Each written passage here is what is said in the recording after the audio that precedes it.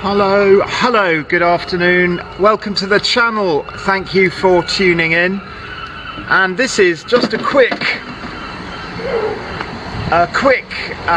video to basically say sorry I haven't been online the last 2 weeks, but I have been to the Elex show at Sandown the week before last, and have been extremely busy since then.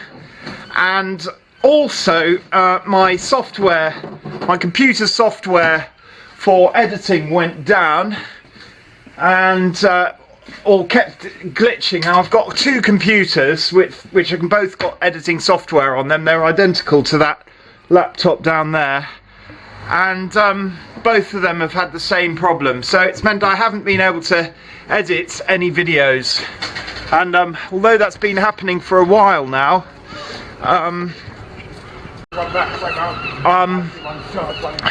it's been gradually getting worse and worse, and when it just got so bad that it became so difficult to tell where I was cutting because the thing was dropping so many frames, that's when I lost the will to even bother to take footage. There's footage piling up that needs editing. It just gets on top of you.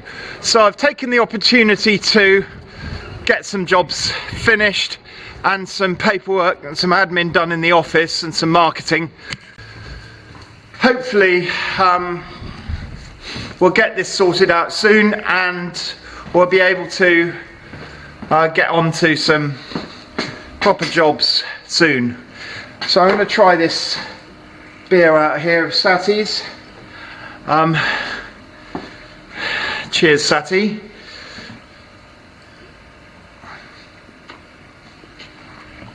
Now, it's probably been sitting in the pipes for quite a while. I just saw it, and it's an Italian beer. It's an Italian beer, and I hadn't seen it before. But I'm not going to be able to taste it unless I really let it run for a while, and I'm not willing to do that, seeing as it's not really professional.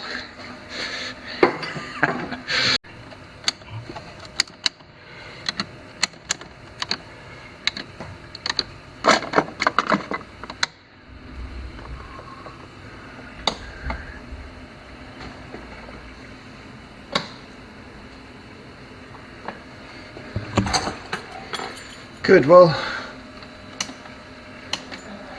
glad to see that's working again. For some reason the remote radio switch had deprogrammed itself, so it was switching on, but it was immediately switching back off again. And I will show you just a couple of things that I bought in the Elex show. I've just got to stick a couple of screws in there and I'll be with you. Parked illegally here, but I haven't had a ticket for 6 months, so there haven't been any parking attendants around. We haven't had a parking attendant for months.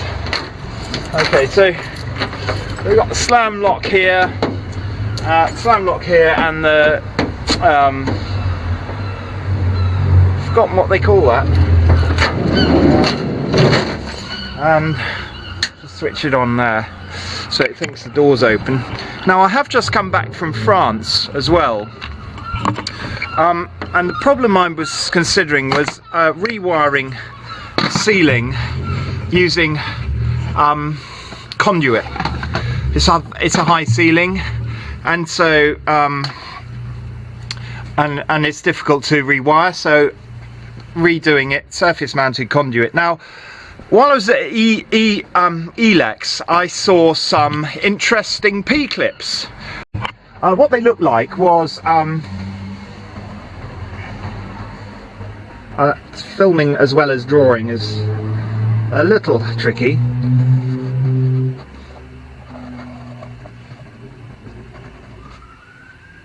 Okay, so what happens here?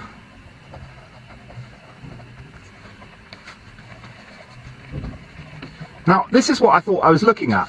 I thought I was looking at the P-clips themselves. Because they're completely steel, about 1.5 mil. Actually, he said, yes, you're right, they're 1.4 mil.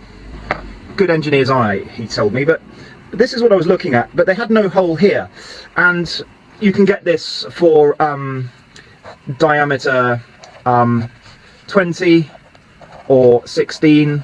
I presume 25, but I'm not sure. There's also a type of fitting that is for putting in threaded rod, and they look something like this.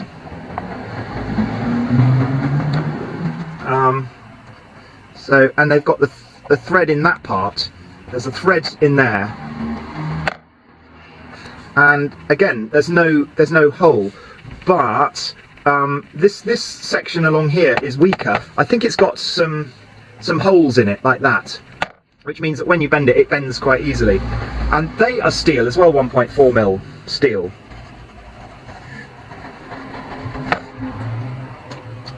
You get the idea. The threaded rod goes in here. I'm looking partly through the camera, which isn't very easy to do when you're drawing. Okay, them, and there were also washers, 20 mil washers. They did have holes in. They had a number of holes like this, and what these steel washers were for putting up plastic sheeting or whatever. And now I have just come back from France again. I was in France for a couple of days this week, doing more on that house you saw. So the pack-out boxes came into their own, which I packed into my sister's car. She drove me down there. But while I was at Elex, they did say that for Milwaukee, the pack-out boxes have been their best-selling item. Okay, so what we have here is a replica Glock, which is my son bought one, and his nephew, and they're quite powerful. You can send a little pellet through a tin can with one of them. It's a bit like an air rifle, and it's metal, and you can do all the weapon handling. Sorry, you can do all the weapon handling drills on it. So I was quite keen on them, but one of them broke, so I went over and I bought another one. They're about 30 quid. All we have to do in the UK is colour the spout of the nozzle of the barrel a bright colour, and then it's legal. Anyway, so what I was looking for was not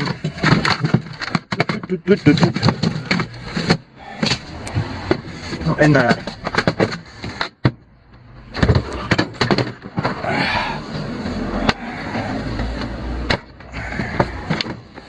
Concrete fasteners. Here we go. These are the straight into concrete screws. I said, oh, have you seen these?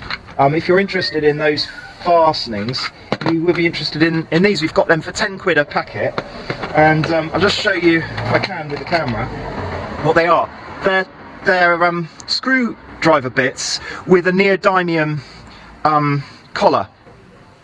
So what you can do is pick up your screw with the bit, and if I just this plastic collar with a neodymium magnet means that it holds the screw fast. Really good.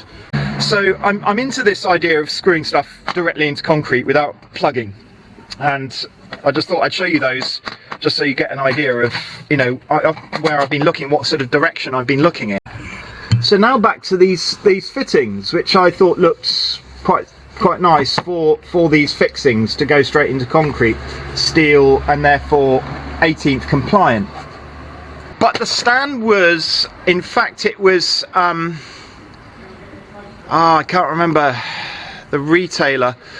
It's 3 letters, and they're in Wandsworth, Guildford, and 1483 Guildford number 274 0207 0208 274, which is Wandsworth, and there's one in Crawley, but Crawley don't stock this stuff. It's not Q, by the way, it's not Q. They were selling these,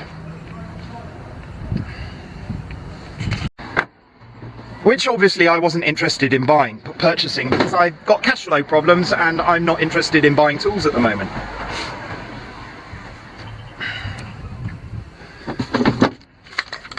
Yes, it's a gas nailer. It works on butane gas, which is electrically fired in a cylinder, which is cooled by an electric fan, and that produces something like 1600 psi's of force, and the hardened nails, which I believe are ballistic tipped nails, come on strips of plastic, I haven't got any here, and cushion a wadge of plastic underneath the head of the nail when it fires in. Interestingly though, that I never knew, it fires straight into reinforced concrete, and it will fire into RSJs. Now, these are commonly used, and so it's probably lots of people already know about this, but I'd never come across them. So anyway, he gave me a go on it, and then he said, are you interested in buying one? I said, no. I said, what are they? What price is it? He said, have a guess. I said, 800 quid. I was thinking of those hydraulic pipe swagers, which are a couple of grand, and I like them as well. And he said, no, sit down, get yourself a seat. I said, I'll try again. It's 2 grand then. He said, no, £225 plus VAT. So obviously, I ended up buying one. Now the only thing is that's not quite, this thing's called a pin guide, and available is a magnetic pin guide with a flat head, and that is what you use on these. So you can pick these up with the pin guide, with a flat magnetic pin guide, so it's on the end of your nail gun, and just fire away up to 40 millimeters into masonry, brick, stone, concrete, whatever. You can fire these nails into them. So for instance, if it's got plaster on it, you'd probably need quite a depth of nail to get that 15 mil, 6 to 15 mil, I think they say, into the concrete or whatever it is. I haven't bought any of the nails. The nails come in boxes of 500. I believe they're around £100 with a gas cylinder as well. As always, I went and bought the tool for a possible job. I'm now going to go and look for jobs to use the tool in, because I just want to use the tool because it's so cool. The magazine goes into there, and you're meant to ride forward on it, not like a rifle. It's the opposite on a rifle, but on this you're meant to ride forward on the cocking lever, so that it doesn't damage the spring or something. It's got a battery which lasts 3,000, I think, shots. All the battery does is provide the spark for the internal combustion. So I bought that. Now, David Savory's last but one, I think, video was, oh no, sorry, I'm looking at last year's videos for David Savory. He bought himself a label printer, which I already had. And while I was on the brother stand, looking at the things there, I saw this. What's the difference, you may say?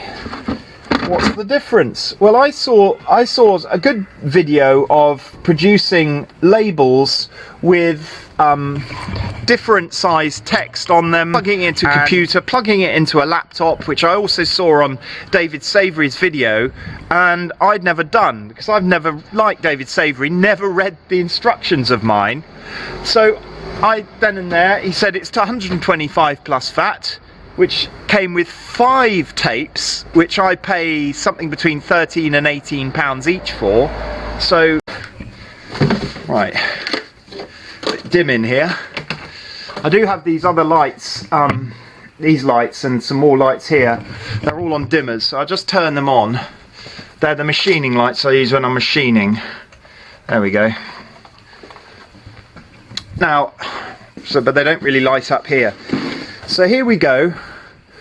What's the difference between this one, my old one, and my new one? Right, apart from the fact I have to stick a screwdriver into the end of the old one to get the tape to come out without curling back round inside the machine because a little bit of black plastic snapped off it quite early on. Apart from that, the difference is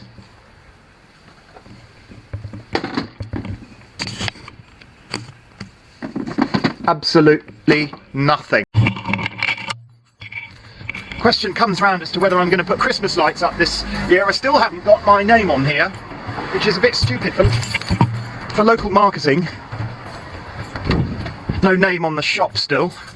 But I've been applying for this grant from the council for shopfront improvements.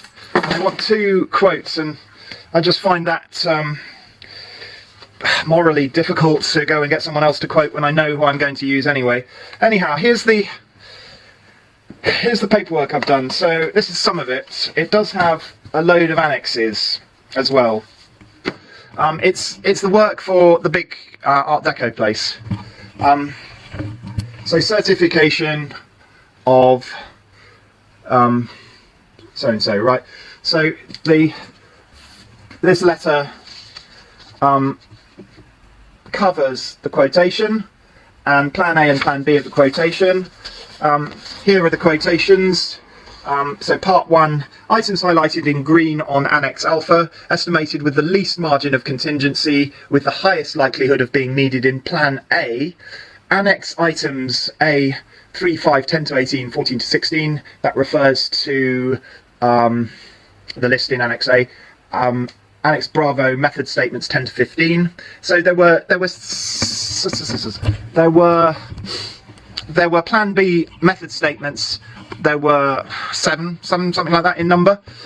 Each one had its own sheet, and they came to, so items highlighted in green on Annex A, estimated with the least margin of contingency and the highest likelihood of being needed in Plan A, is £2,200. Then part 2 of the quote, I said items highlighted in red on the Annex Alpha, estimated with the highest margins of contingency, as opposed to the least margin, the highest margin of contingency, but with the least likelihood of being needed in Plan A. Plan A is the first plan we're going to go with for this certification. So the first lot, the 2,200, most likely needed with the least plan of contingency. Part 2, highlighted in red, are the highest margin of contingency, the worst case, but with the least likelihood of being needed, 10,800. So together, they come out at £1,300. And then part 3 is total for all items in Annex A, forming Plan A, the lower expected total cost. And I've just put further investigation required. There you go, further investigation required. So we've got the highest margin of contingency at 13,000. Both plans require this 2,200 spent, but the other items in Plan A as opposed to Plan B, Plan A is further investigation required. So unfortunately I wasn't able to give anything but a worst case scenario, but I gave that at 13,000, and he phoned me up, broke out in a cold sweat over that. I put his mind at rest, saying that is, and explained again, it explains it in the letter, and I don't know what the lower end of that figure. I know it's 2,200 has to be done, and then the other bits, which he also wants car park lighting, that's all included. It included replacing a load of fluoros as well and stuff. So I'll just show you, I'll show you an example method statement. So method statement 16, which is the biggest one, the biggest job method statement, which was a removal of entanglement hazards to cables, supply and fit all sockets with RCD additional protection, further investigate, improve low insulation resistance way 8 main dB, further and improve low in IR in 9 main dB, rebuild exterior circuit way 10, finding so on. Further investigate, improve low. A lot of them are just improving the low insulation resistance for certification. Inspect and mitigate for damage to lunchroom cables routing through steelwork. So that lot, the method statement looks like that. It's Annex Bravo method statement, and you have the method, it's the actual job itself there.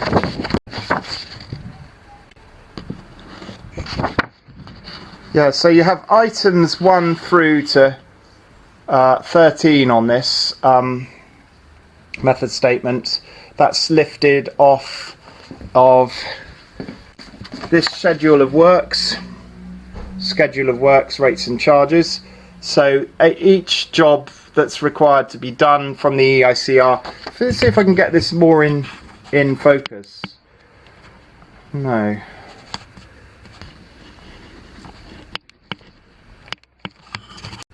Oh, there we go.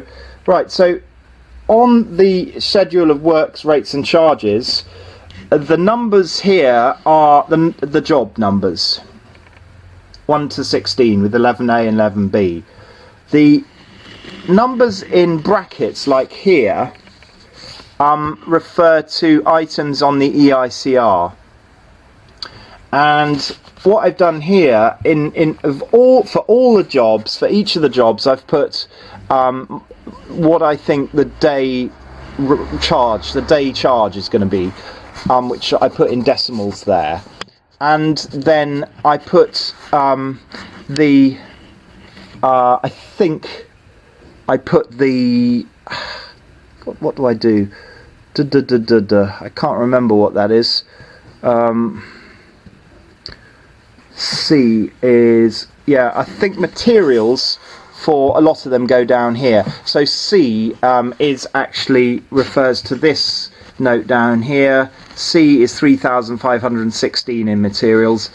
D is 6,313, and D is a sum total of labour and materials for this column. It's just that I couldn't fit them in. So yeah, materials, if they're not C itself, materials go down this column, and then the subtotal labour and materials go down this column. It's not totaled on this sheet because this is just a working sheet of schedule of work. And then these numbers refer to the method statements. And each one of those jobs has one of these, a method statement, and this method statement, number 16, deals with all these jobs, which are very similar jobs. And the method is here. The name of the job, removal of entanglement hazards of unsupported cables. The method is here in blue. 1, remove suspended ceiling panels to expose all cable runs, cut out, extend and reroute cables as necessary where they can be supported along their length, and so on. And then underneath is a rough total of the materials I will be using. So let's see, grid switches, third times 36, Skolmore mini grids come to £107.28. Junction boxes, conduit, floor protection, tower hire charge is there. Tower hire charge, £54. Cable tray allowance. Spit nail gun, I've even got that in, cartridges times 1, £80. That's a bit low actually, now I come to look at it. But anyway, so there we go.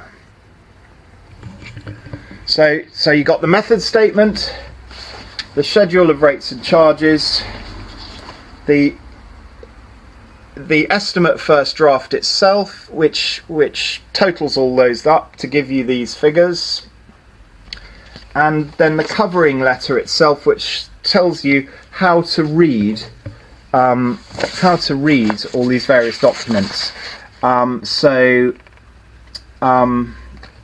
It explains the best case approach, most cost effective approach, and plan B and plan A.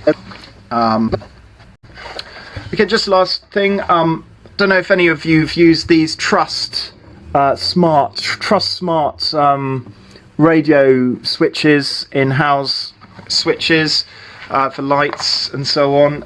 They look, I've got one somewhere. Oh, I've probably put it in the van, what they look like when they come. There's another one there. You can see I've got quite a few, and I've got some in stock. In fact, I've got one up here. So this is the receiver. It's got a little red LED there and a push a micro switch there for the purposes of tuning it into the switch or programming it. I've had 2 of these fail. One has failed at the garden where I had to break into the house. It just stopped working, and this one has stopped working as well.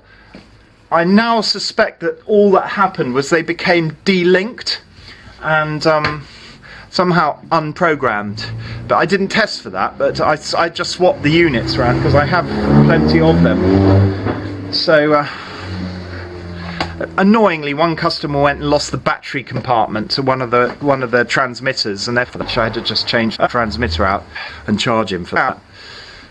So I guess that's all for now. You know, working alone, it's so easy to see things through the specs you want to see them, and to have other people looking over your shoulder is sometimes good. Nick Bundy's recent mental health comments on one of his videos, yes, I thoroughly concur with that.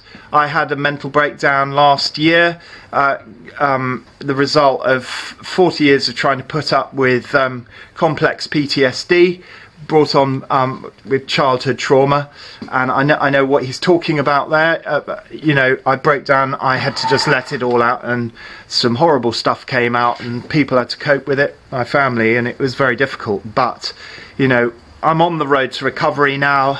I still have my addictions and my automatic responses and control mechanisms, whatever you want to call them, that I'm trying to deal with. So it is a current concern in the world that we live in, especially as sole traders and as self-employed.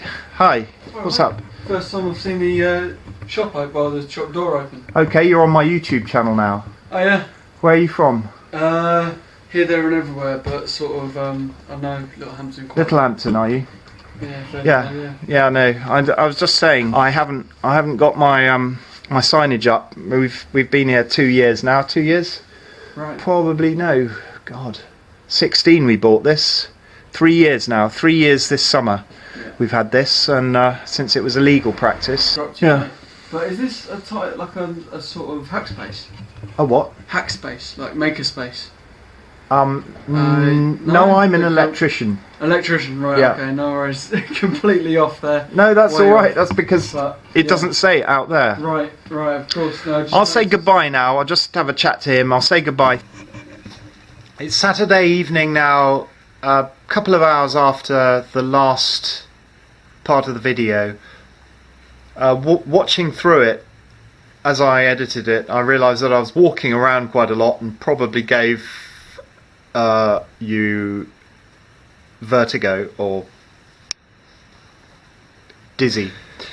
So Josh, who came in just then, he's a sound engineer, and we went for a coffee and had a bit of a chat about film and Extinction Rebellion and theatres and